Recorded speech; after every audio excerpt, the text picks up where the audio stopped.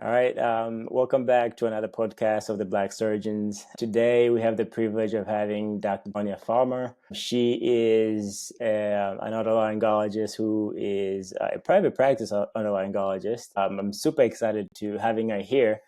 Just because this is also my field. And so I'm really looking forward to hearing her story, seeing how she got to where she is today. Dr. Farmer, thank you so much for being here. Well, thank you for having me. It's an honor. So just to get started, tell us a little bit about yourself and how did you grow up and how was your childhood like? Yeah. So as you said, I'm a board certified otolaryngologist, head and neck surgeon. I've been practicing for the past 23 years here in Northeast Ohio. I in private practice. I actually have been in private practice my entire career. Coming out of residency, I went straight into private practice. I joined the Lippy Group for ear, nose, and throat. Very prestigious, well-known practice. I understand you're going into otology, so you've probably heard the Lippy name before. So I had the privilege of working with Dr. William Lippy for many years, and it's the only practice I've ever been in. And then I just recently, which you probably don't even know this, so this is going to be like an announcement on your show also, but I just recently resigned from my practice a couple months ago. I'm still looking to stay in medicine and actually will be starting some locums soon. So that might be something that comes up in the discussion a little later on. But I pretty much, I'm a comprehensive otolaryngologist. So I see across the board all aspects of ear, nose, and throat, but a heavy emphasis on sinus, on rhinology or sinus and allergy. I do a lot of thyroid disease. So I do a lot of thyroid surgeries, head and neck tumors, and I see children as well. So the bread and butter you get from the kids, the tonsils and adenoids and tubes, but I see across the board men, women, kids, adults, elderly. So that is what I've been doing for the past 23 years. I did see something on your Instagram about resigning and I wasn't sure what that was about. So maybe we'll get into it. We'll get to that. We'll get to that. But yeah, you asked me. So I grew up on the East Coast. Okay. I'm not originally from Northeast Ohio at all, or the Mm. Midwest. I'm from the East Coast. I was born in Delaware and I was raised in South Jersey in a small Black community called Lawnside, pretty much about a 15-minute ride across the Walt Whitman or Ben Franklin Bridge. So Philadelphia was, right there next to us, Philly and Camden. So that's where I grew up. That's where I was raised before heading to Virginia, where I received all of my education. Where did you go to undergrad and what did you study? Yeah. So after high school, I headed to Virginia, where I attended the College of William and Mary in Williamsburg, Virginia, and I graduated there with a degree in biology. I stayed in Virginia and went to Richmond to the Virginia Commonwealth University School of Medicine. That's where I did my medical school training. And then I stayed there for internship and subsequently went on to do my otolaryngology residency at the same institution. That's a whole nother story. I honestly didn't want to stay there to do Mm. ENT, but God always, his plan always Mm. supersedes our plans, right? So Yeah. it was God's plan for me to stay in Richmond and do my residency, and it was the right plan. So, and then after I graduated from residency, Dr. Lippy recruited me to his practice here in Ohio, and I've been here ever since. Wow. As far as, you deciding to go to medical school, Yeah. that's not a light decision. How did you come about that? And did you know since you're a little kid that you wanted to do medicine or no? I did. I knew since I was 7 years old Okay. that I wanted to be a doctor. And it really came out of a very sad, tragic time in my life. When I was 7, I had a twin sister. Her name was Sonia, Sonia. I'm Tonia, Tonia. So it was the twins, Sonia and Tonia. And at the age of 7, my sister was diagnosed with osteosarcoma, and her cancer started in her femur. So at that time, it was really strange. My sister was limping a lot, and it got to the point where I remember this like it was yesterday. It was a Halloween time in 1977. My sister just couldn't keep up with us when we were trick-or-treating, and that night my mom said, okay, enough. enough with this limping. We got to find out what's going on. And so we went to see the doctor, and he sent us for an x-ray. And that night, I remember the tech was a friend of my mom's. And so she called my mom's friend and said, hey, there was something with that x-ray. Let your friend know that they need to follow up on that. That turned into a mass being seen on the x-ray. And we went to Children's Hospital of Philadelphia, or CHOP is what, called affectionately. We went to CHOP, and she was soon thereafter diagnosed with osteosarcoma. And that resulted in a full hemipelvectomy and leg amputation at the time to treat her cancer. But unfortunately, even though that aggressive management was taken, the cancer spread. It metastasized to her lungs. It metastasized to her bone. She had partial lobectomies to try to manage it, chemo, but subsequently she was healed in heaven when we were 9 years old. So I think that really started it all for me, because we were in the hospital, like in and out of the hospital all of that time. You can imagine, how often we were in the hospital. But it left an impression on me as a young girl, really because of the doctors, because of the doctors.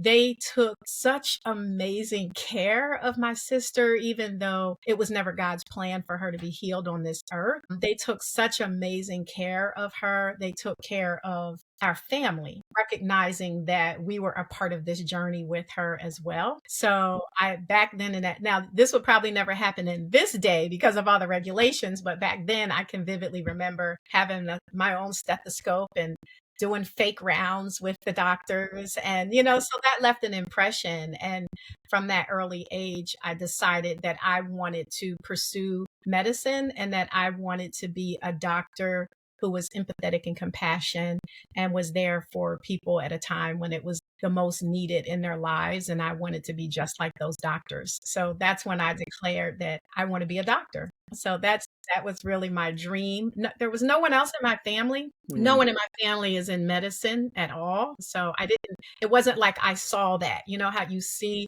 someone in your family or someone close, it wasn't that. It was actually those pediatric oncologists and pediatricians and, pediatric pediatric hematologists who were caring for my sister, who I saw as role models, and they didn't look like me. It was their compassion and the care that they gave to our family that wanted me to be just like that. So, wow. Well, I'm really sorry about your sister. That's just, that's hard. That's a young age. yeah. And I think something powerful you just said is like, those people didn't look like you, but they gave you guys compassionate care. Yeah. And that's powerful, is because the way we treat people every day, no matter how tired you are, if you think about it, that those are the moments where it's the most important person in their lives, and so the attention that you give people during those times, they can go far. And for them, now we have an amazing doctor over here who's saving lives, and so I think that's so powerful. Yeah. Thank you. And so now you're a pre-med student, full force going into medicine. Yeah. You're in medical school trying to decide what to do. Then how did you land into ENT, or otolaryngology, as we would like to call it? So the funny thing is, I always wanted to be an OBGYN. Do not ask me why. Interesting. That's the other side. I don't know. I don't know why. It's not like it's not like I was exposed to OBGYN. I wasn't seeing role models of OBGYNs. It was just, I wanted to be an OBGYN. And I'm like, is it because I just thought playing with the babies was fun? I don't know. But that is just what I declared, was that I think at one point, because of my sister's story, I thought about pediatric oncology again, because that's who I was visualizing. That's who I was modeling after. But I realized that I probably was not cut out to do that. I mean, those specialists are just, they're God's gift to this earth, in all honesty. But it was OB. And that's what I wanted to do all the way up until my third year of medical school. Wow. That is when I did my actual OB rotation. Because, the first 2 years, you're doing didactics. You're sitting in a classroom. you're taking classes, you're learning, but your third and fourth year of medical school, that's when you're doing your clinicals and you're going out there and actually experiencing all the different fields. So I did my OBGYN rotation and I was like, this is not for me. Like this is not it. This is not it. And I remember I was at an away rotation. So it was outside of my institution. It was at another location. And I remember coming back to home base and I went and saw Dr. Seibel. Dr. Seibel was a head and neck anatomy professor at the medical school, but he was also like my class kind of counselor mentor. So I went back and I spoke to him and I was just like, Dr. Seibel, OBGYN is not it for me. And I kind of felt like I was scrambling because, again, all my life, I'm like, OB, OB.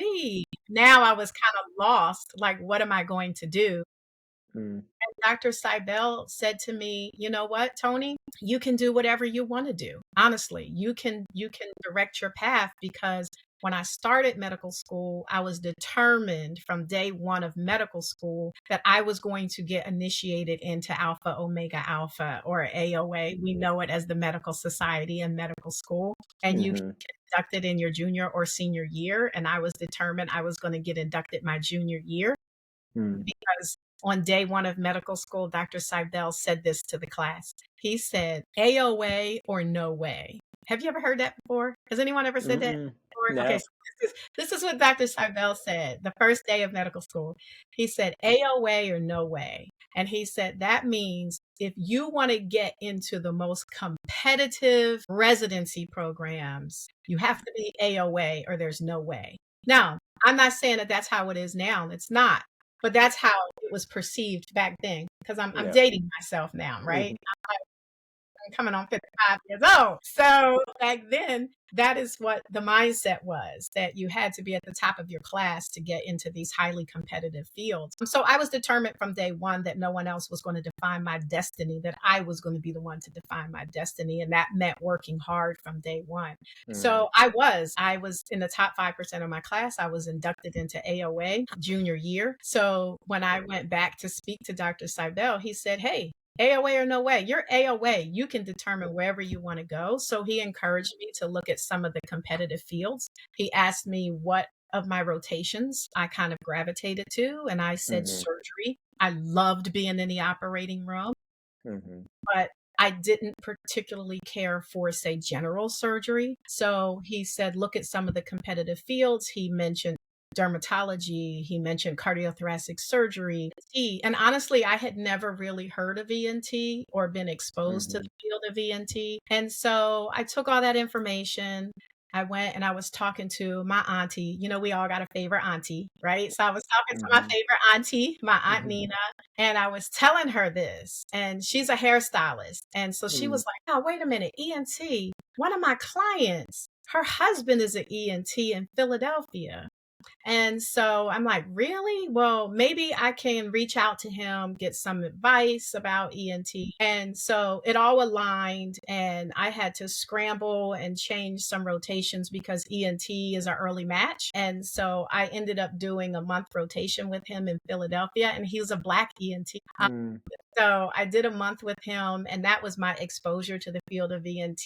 Absolutely loved it. Every aspect of ENT. Couldn't believe I had never heard of it before. I guess I was that child who never had tonsils or ear infections, so I never went to an ENT. But I came back from that away rotation with him and let Dr. Seibel know that ENT was what I wanted to do. So after that, I started making plans to try to do some rotations in other locations. I did a rotation on the ENT service there at my institution. When I went into the match, I did not rank my institution as number one because I had been in Virginia for so long, college, medical school. I was ready to get out of Virginia. So I actually ranked UNC as number one. UNC didn't take me as number one. So I didn't match. They lost it, they still lost. I didn't match my number one choice, which was really devastating for me because all through I worked so hard. I always felt like I accomplished what I wanted to do. So this was kind of my first dun dun dun, like, Mm, and so I didn't match, but I matched at VCU School of Medicine, my home base. I mm, matched there. I wasn't super happy about it because, again, I had my plan, but God's plan was to be there at VCU. And what I didn't realize was that their residency program had never accepted a female in their program before. wow. Not just Black female ever. Oh, So wow. I was the first woman for that residency program to accept. Had this, again, this was God's plan. I can always carry that honor with me to say I was the first Yeah. woman, resident in the program, and I paved the way for many more women that have come behind me. So that's how I ended up in ENT. That's amazing. That's a big deal. Yeah. You mentioned one thing though, like, you didn't really know anything about ENT, but I feel like our field it's so somehow secluded. I don't know why, but like even when I was coming up, like I didn't know anything about ENT until like I happened to hear Hmm. somewhere, because my school didn't have any ENT. I went to Morehouse School of Medicine and we Okay. didn't have ENT. And so I just happened to hear about a guy who was in a community doing really good work and he happens to be an ENT. I was like, oh, that sounds like an interesting person. Then I went and shadowed him and I'm like, I like this field. Where has this been all my life? And Yeah. so, I mean, and that's just recent. And so many people would just keep on coming like, wow, I didn't know anything about what, ear, nose, and throat people do. We do from free flap surgery, we can do 18-hour surgery to, a 15-minute surgery. Yeah. And so it's like the breadth of what we do is so extensive that I It feel is. like anybody can come in and they really enjoy the field, right? And so I just feel like there's something about our field that's very It's secluded and nobody really, yeah, included, but it's also something very special. yeah, Head and neck anatomy is very difficult. It's very difficult. And it's so funny too, because I said that earlier, Dr. Seibel was our head and neck anatomy professor. And mm-hmm, it was the hardest class, yeah, in yeah, medical school. And I hated it. I'm just being honest. I hated head and neck anatomy because it was so hard. And mm-hmm, even though I still rocked it with the grade in the course, but I had to work so hard, yeah, harder than any of my other classes to get that top grade, to get that honors in head and neck anatomy. So it's funny that I ended up in head and neck anatomy as my, we just field feel, of specialty. But it's a lesson that anytime my kids are going through something challenging, I sit them down and say, okay, let me tell you the story again. And they're like, oh, mom, here uh, we go again. Sometimes you have to lean into the difficult, right? Sometimes you have to lean into that thing that is the most difficult. And when accomplish, when you master it and you accomplish it, then it was worth all that hard work. So that really just kind of symbolizes the whole meaning behind the hard work, that I hated head and neck, and look at me now, yeah. head and neck surgeon, and wouldn't change it, for Yeah, anything. nice. And so you're in residency now. I know you weren't very happy about your where you mashed, but it happened. So take me through, you studying residency, Yeah, and how was that? For most of us, we know residency is probably the most challenging part of our lives. yeah, A lot of hours, and so take me through that and how you being the first woman ever to yeah. go through that. It was definitely challenging. I think it's so funny because I've talked about this before. I don't know whether it was more challenging because I was a woman or because I was Black, or maybe it was a combination, of both. And while I was getting over the, disappointment of not matching in my first, as my first choice, in the end, like I always say, God's plan, Mm, is the mm, best plan. And it's such an amazing residency program. And the amount of training that I received was just absolutely above and beyond. But it was a program where there were just 2 residents that were taken per year. As you know, there's some residencies that it might just be 1 or 2 or 4 or 6. It just depends on what the residency program is. But this particular program, it was just 2 per year. So as I went through residency as a female, looking back, there were some things that I felt like it's because I was a female, that I was in a particular situation. Like there was one time when we had a young patient going to have surgery, and they came in, and she was of childbearing age, but she was young. She was like 13 years old, and she was there to have surgery. So of course she had a pregnancy test. The pregnancy test came back positive. And so it was like, okay, Tony, you go tell her, you go tell the family. And I'm like, well, wait a minute. Why do I have to tell, because you're a woman, because you're a woman. So you go do it, or there was this guy who we were about to do surgery on, and we had to put a Foley in. And it was like, the joke's on me. Okay, Tony, you put the Foley in. And I'm like, all right, no big deal. I don't, no big deal. I'll put the Foley in. Right. So I go to put the Foley in, and I'm like, gosh, look, there's no hole, but the joke was on me. They knew that the person had hypospadias. I didn't know that the person had hypospadias. So I'm steady kind of holding this, like, where is it? Just things like that, Yeah. Or I know when I was doing with my otology attending, and we were doing cochlear implantation and learning how to do cochlear implantation, and you would drill out the mastoid, and you did that, you got down to a certain point in the surgery, and then you would call the attending. And then the attendant would come in and finish the drill out and insert the electrode, and that was it.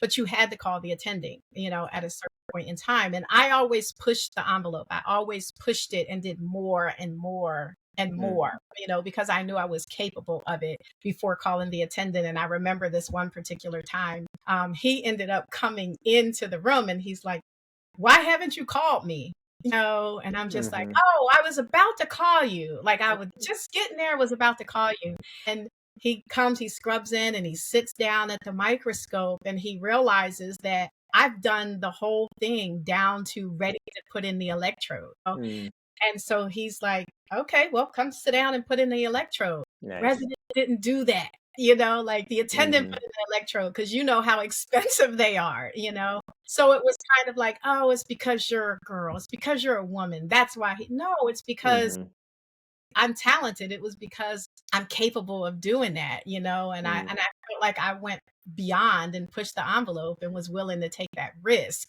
So things like that, as far as being a woman, but my fellow residents, I didn't feel like I had a difficult time in residency because of that. I really did. These stories that I tell you, I didn't feel like I was under undue stress or duress. Unfortunately, like some other female residents, may have to end up going through. I really felt like my attendings supported me, and my presence being there. I do think that I had to experience a lot of racial encounters and incidences. And there was one attending in particular who I felt was kind of borderline not supportive from, you get the usual things like, I remember I was going away on vacation for a week, and you know how we do. You know how Black girls got to do. We got to put some braids up in our hair if we're going to go away. And so I had braids, and when I came back from vacation, I was wearing them pulled back, not down or anything. What I felt was professional, pulled back out of my face. And this attending told me that, braids were unprofessional. He felt that they were unprofessional. So of course I took them out. I'm a resident, so I took them out, because of that. I had patients who at the VA who didn't want to see me, even when I was the chief resident, didn't want to see me because I was Black, but the attending there was very supportive. And I remember one incident, this particular patient was being very racist and rude, and that attendant was like, don't even worry about this, Tony. I will handle this. And he went and had words with the patient, and I didn't see the patient, and he felt like, I'm not going to subject you to that, But incidents like that have happened, even as chief resident, as the chief, you run the rounds, and I was running the rounds one particular morning, and we entered the room of an elderly white woman, and her son was there. And I'm introducing myself, Dr. Farmer, chief resident, and was asking questions. And the son answered the questions, but he only directed his answer to my junior resident, who was a white man standing next to me. And anything that I offered or said or any questions, I never got a direct eye contact. It was always this son directing his answers or any questions to my junior resident, to the point that my junior resident started feeling very uncomfortable and said, no, Dr. Farmer is the chief resident. She's the one who's in charge. But that didn't change anything. And when we exited the room, my chief resident was so embarrassed and so apologetic. And I said, you're not the person who should apologize, to me, at all. But incidents like that, I'm sure, being Black physicians, we've all experienced, similar types of stories. So, but overall, I feel like my training at, VCU School of Medicine, the Department of Otolaryngology, head and neck surgery, was amazing. Again, I got amazing training. I came out of resident feeling like I was very well prepared to step out and be an attending and be responsible for patients. So, yeah. What kind of advice would you give somebody who's going through residency, maybe they're about to start their intern year, as far as to maximize and get the best that they can get out of the residency? Because I feel like culturally wise and generational wise, things are changing. Do you think it's changing for the good, or do you think it's changing for the bad? See, I feel like I'm in the middle, to be honest, which some people might not like this, but again, I went to surgery because I really wanted to be good. Mm-hmm. And to be good in surgery, you have to practice. Sure. Right? And for you to practice, you have to get as many reps as possible. Cases, yeah. So then, I understand that you shouldn't be too tired when you're operating, but at the same time, as a surgical resident, you need to, it's hard work. Like, we all have to realize that. Yeah. It's hard work. And so you have to be, sometimes working more than the hours that you're technically supposed to. And so, I don't know, I just, in my perspective at least, I'm in the middle, where I feel like I think we're swinging the pendulum now in the other way, where people are working less and less and less. Yeah. And then I'm worried about how those surgeons are going to turn out. And I think it's happened during my time. I can tell the difference between when I was a junior resident and when I was a senior resident. Like, people are just more aware about how much we work. And so we all try to work together to like decrease the amount of stress that might be going into, which is a good thing. So I just... It is a good thing, but I think there has to be a balance. I guess, again, aging myself, I guess I can say I came up old school, through residency.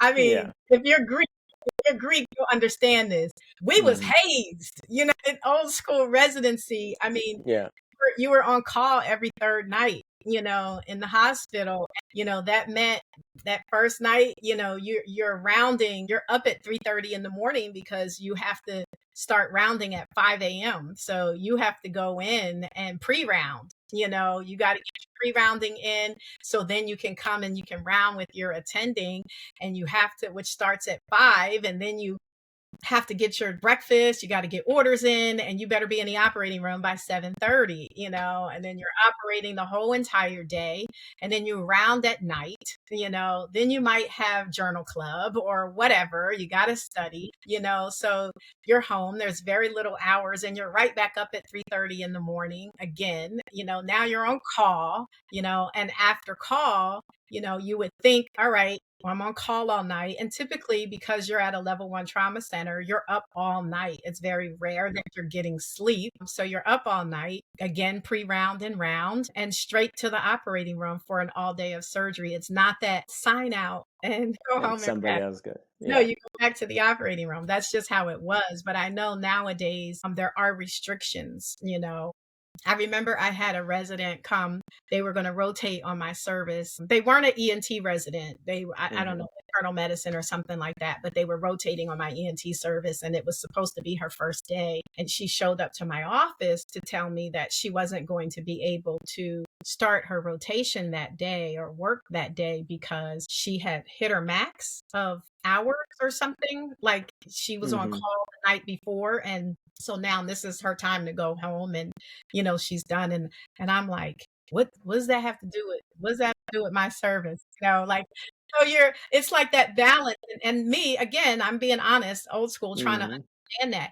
But I think there's good in it. There's absolutely good in it, because you can't function, when you're tired. You can't make good decisions when you're tired. But I hear what you're saying. If you're not there and you're not getting the caseload, you're not getting the cases, because there's quotas, right? There's requirements Yeah. on Yeah. surgeries you have to do and have to master, get all those in. And sometimes you're competing with other residents to get those cases in.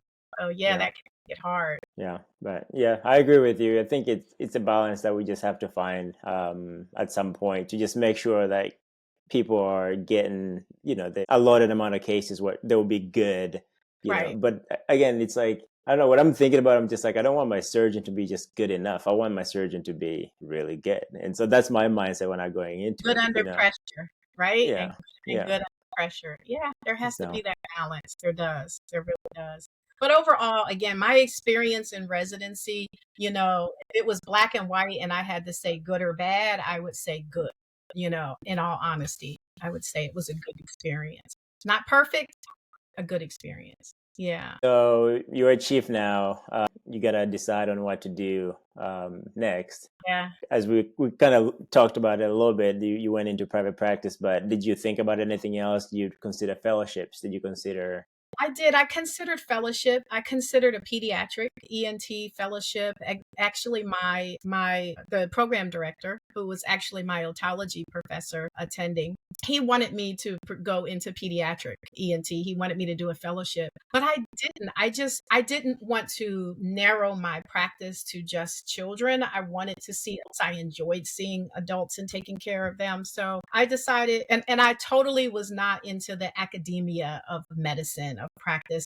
I didn't want to go into academic medicine and have to do research and have all these requirements and quotas of me at an academic level. So I felt like private practice was the best thing for my personality. So my chief year, of course, we're all looking for a job. And a lot of times you find those jobs going to academy and going to meetings and networking with different people. At that time, there was such a thing called the Cherry Blossom Conference. We don't have Cherry Blossom Conference anymore, but back in my day, we had the Cherry Blossom Conference of ENT, and it was in DC, of course. And so I was at Cherry Blossom Conference. And also back in the day, there was a physical kiosk, like an actual physical kiosk that you would go and take a thumbtack and tack your job announcement on. Again, I'm dating myself. So I went to the kiosk, looking at the job announcements, like, okay, who's looking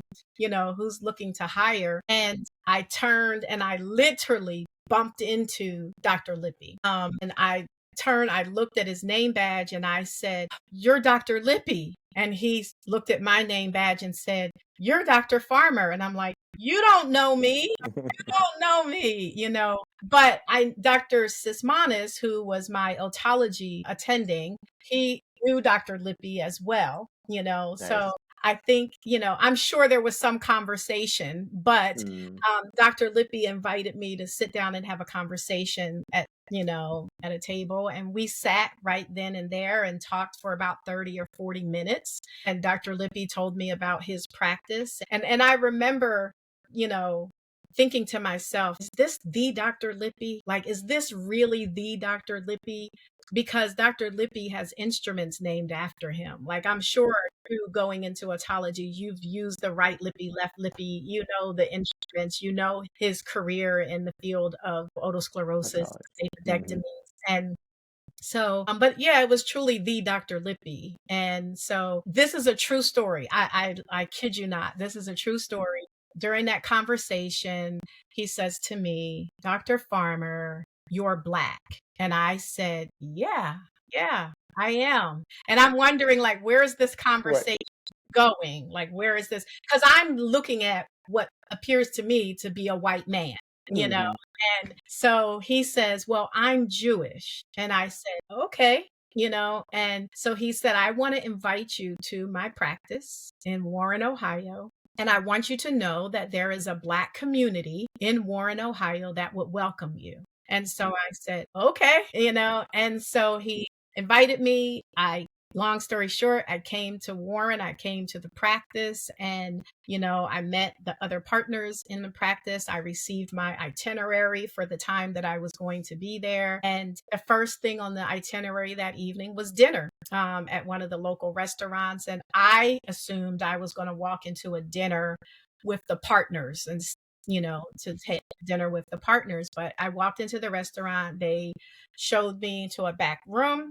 I walked in the back room, and the back room was filled with Black people. Interesting. And it was other Black doctors in the community, Black pastors, Black Wow. community leaders. It was at the time Molly Seals, who was the VP, human resources VP. It was at the time the CEO of one of the hospital systems was a Black man. He was there. It was all of these Black people who were invited to this dinner, and they told me that their charge from Dr. Lippy was to convince me to join his practice and come to Warren, Ohio. So Nice. 23 years later, Wow. I'm here. And I took it as being very genuine. Yeah. Dr. Lippy was very interested in me wanting to be here in the community, so much that when I first came here, he was sending me on blind dates, try, you know, try to He's trying to set roots. just trying to have me exactly grow roots here in the community. So, and I often say that I feel like I came into this community on the coattails of Dr. Lippy, because so well known in this community and had established such a renowned practice that I felt like I did come in on his coattails. But over the years, I've developed my own practice. I've developed, my own established, Mm. myself here in the community on my own merit, but I'll forever be appreciative to Dr. Lippy for what he did, and really what he did for my career. I'll always cherish that. Yeah. And Dr. Lippy unfortunately passed away last year. He was 90 years old. So Wow. yeah, That's a I'll long always, life. yeah, always respect what he did for my career. Wow. That's an amazing story. I was going to ask you how that kind of package was like, but it was a long time ago. I'm sure it's probably a little bit different comparing to now and how people would sign their private practice. Different nowadays. I mean, but Mm-hmm. at the time, Mm-hmm. I remember when I left, I was given a contract. I was offered a contract, when Mm. I left. And I remember being on the plane reading this contract. And of course, a resident, I mean, that was back in the day, I can say it. So now residents are probably making a whole lot more money than what we were making back then. But Mm-hmm. I opened the contract, and of course I was flipping through like, where's the compensation? Get to that part. Mm-hmm. When I saw it, I was just like, ooh, like, oh Mm-hmm. my gosh, But it was a 3-year contract, which I think even back in that time, even during that time, I think was a long extended type of contract. I Mm-hmm. was considered an associate for 3 years. Mm-hmm.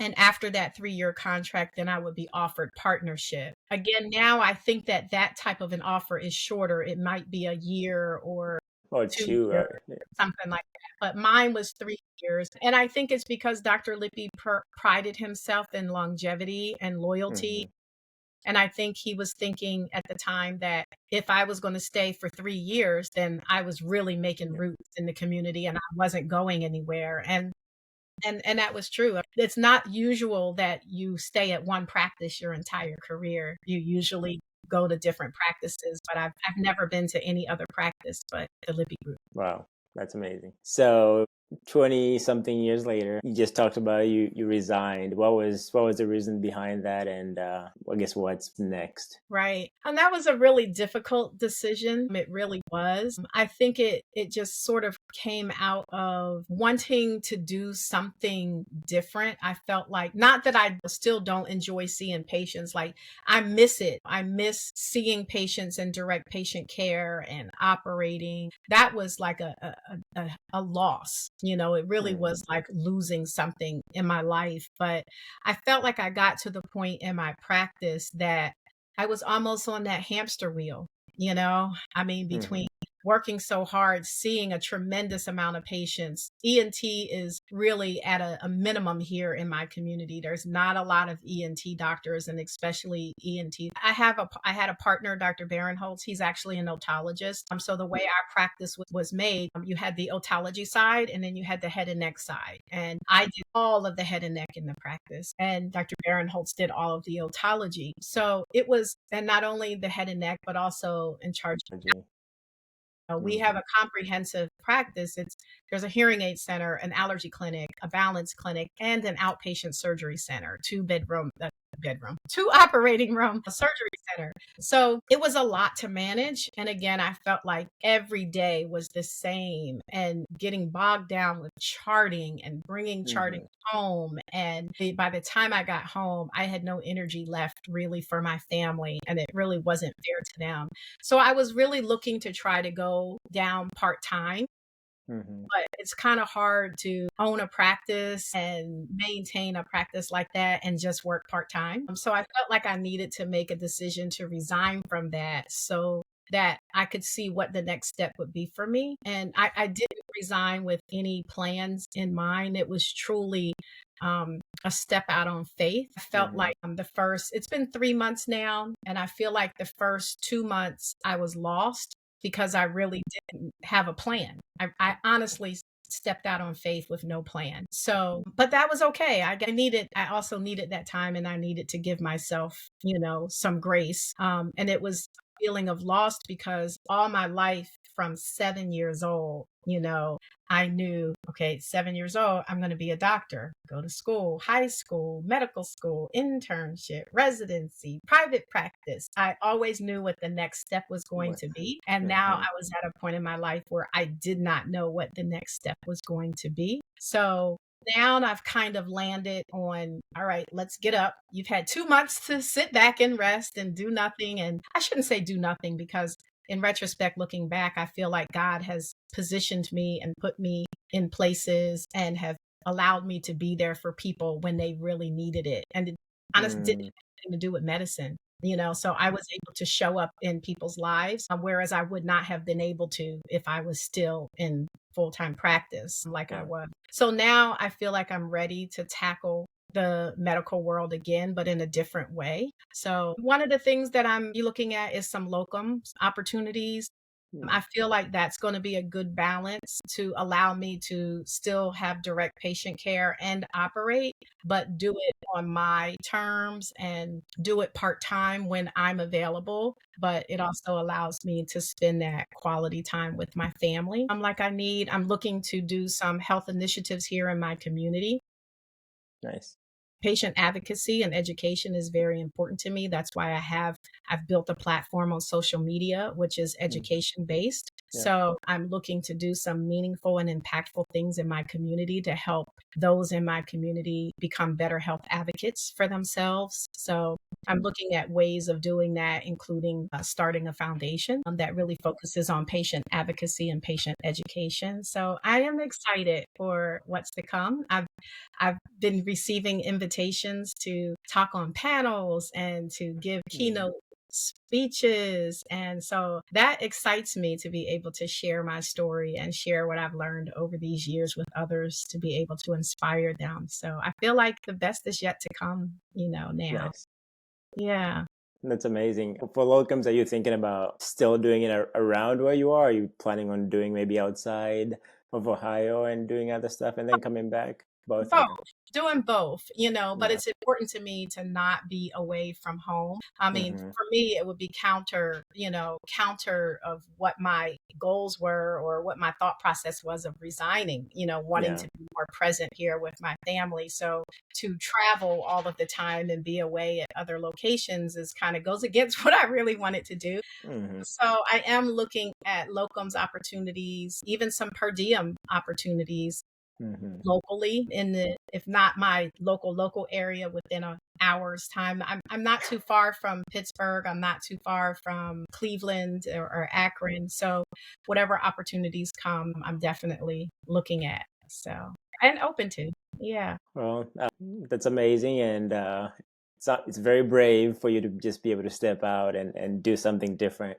especially for people in medicine, right? I feel like we're, as you said, we're always used to like, following the path. And so, Right. Well, and I think that I think that it's it's when you go through residency, like when you're in the position that you're in now, right? You mm-hmm. always have that mindset of, you spend so much time in school and you go to residency that you're supposed to see patients. You're supposed to do this. Like this is just what you're supposed to do after all of those years of education and training. But a friend of mine, Dr. Naomi, she has a platform that she calls Doctoring Differently. She has a podcast, and I met her in September. No, was it September or October? One of those months last year, I met her at the Women in Medicine Summit in Chicago. And it was amazing to meet her because I really had just made the decision to resign, and speaking to her and meeting other doctors who were kind of at that same, path in their road of making a decision about their career. I realized I wasn't on an island by myself, and even though we all think that this is what we're supposed to do, there are ways of doctoring differently, Yeah. so that's kind of what I'm trying to do is to doctor differently, as she calls it. And it's possible. Mm. It is possible, and it's possible to do it without feeling guilty. It's possible to do it without feeling like you're letting yourself or others down or anything like that. So yeah, so I feel like that's where I'm at in my life. Nice. Nice. Yeah. Um, well, wow. I didn't even realize we've been talking for this long. But thank you so much. I'm probably going to stop recording it. And then I just want to chat you for like maybe 10 more minutes off the podcast, just talking about life. And But can I add one thing before you stop yeah, everything? yes, yeah. I feel like when I was coming through medicine, I really wasn't exposed to mentorship and mentors. Mm, yeah. And maybe it was because I didn't have that person in my life who was already in medicine or on that path, at all. What I did have was an amazing support system, Mm, in my family who knew what my dream was and who supported me along the way.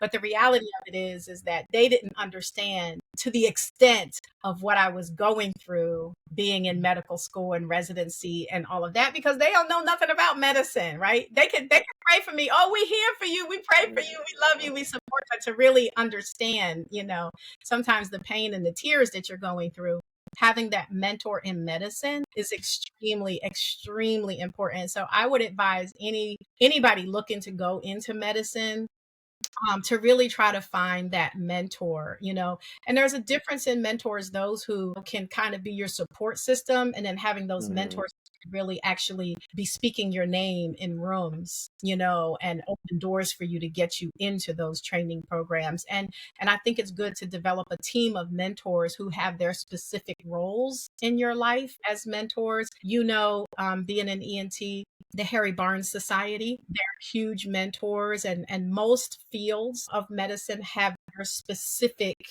organization that services and supports Black and Brown students. And for our field, it's the Harry Barnes Harry Society. Burns. And I think that they're doing, and even when I was going through, residency and everything, I just don't remember being connected to the Harry Barnes Society. Now I am, and now I see what they're doing, and they're really trying to, just fill that pipeline of students going into the field of ENT, even at a young age, going into high school and giving them opportunities to be exposed to ENT. So I think that that's amazing. There's a power in having a mentor to walk that walk with you in your journey. Yeah. That's so true. Speaking of Harry Burns, I was exposed to it when I was, I think, third year of medical school. And same, I'm so thankful for that community just because of Yeah. the people I got to meet through that, the emails that I sent out as I was applying, because I was like, I know this person is here, this person is here, this person is going to Exactly. speak for me here. Exactly. So That's what it's it's, all about. That's what it's yeah. all about. Yeah. Yeah, so definitely those are the things that I guess sometimes nobody really tells you, and and so you got to make sure you have those people who are going to be there for you and be on your corner, because you can't do this by yourself, to be honest. You can be as smart as you want, but you just need that support system. Yeah, to get there. absolutely. Absolutely. All right, Dr. Farmer. Well, thank you so much for your time. It's been Thank you. amazing talking to you. Maybe we will get you back on the podcast at some point to talk about other things. But for this one, I appreciate Social you media. sharing your journey. We got to talk about that. The social media. Yeah. Exactly. That's exactly what I wanted to chat with you about.